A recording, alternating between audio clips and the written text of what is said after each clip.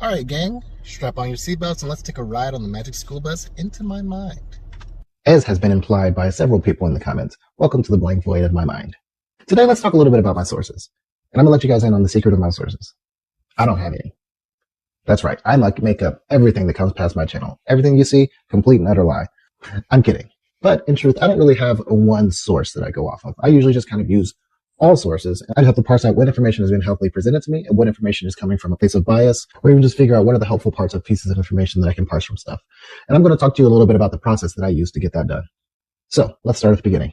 Information gathering. Whether you're being presented something in an academic setting or you read it in a meme or you're just browsing headlines, remember, nothing is true until you can prove it's true. So for now, you're just going to get a baseline of what is being claimed and start a list. So we're going to use this example of headlines, right? So let's say you use Google News. Hop on Google News, find the story that you want to read, find the full coverage. Or if you're searching for headlines, just search topics that you're looking for and just for a second, just sit back and read the headlines. As you look at the ones that are scrolling through, I want you to start parsing out a few things. I mean, whose position is the article being pushed from, right? If it's someone that says something like Trump said, such as such and such, this is going to be perspective strictly around what Trump said. If somebody says Ilhan Omar said, it's going to be strictly parsed around her frame of mind based on who is presented as the person saying the comments is what the framework is going to be, whether it's going to be defending or going against that particular person.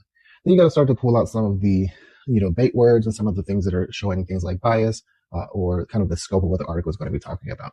So after you've kind of perused the headlines, you got a feel for what the stories are. Now you have to make a decision. What am I going to read? Your time is limited. You only have so much time. Pick 3 sources. Pick one that you know for sure is going to be very forgiving. Pick one that is definitely going to be completely against. And then pick one that's going to be kind of in the gray area. These are sources that are really good at just kind of presenting baseline facts with very little bias wrapped into the way that they present the information. Now, keep in mind that there's no such thing as perfectly unbiased. Anybody that's claiming that they're unbiased is lying. But also keep in mind that no matter what, people are inherently flawed and they're going to leave things out. They're going to omit things. Whether or not it's intentional is up to you to decide, but you're going to have to take into account what's being omitted. And this is why we pick multiple sources. Now, within the sources you read, and you split the paper up into several different categories. Statements of fact, which are things tied to specific observable phenomena with evidence.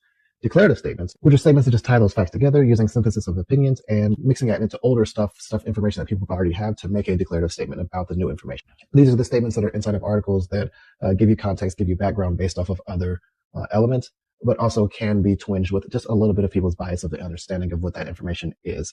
And lastly, opinions and judgments, which is just the stuff that isn't really based in fact, but is just someone's impression of what you should think about certain things.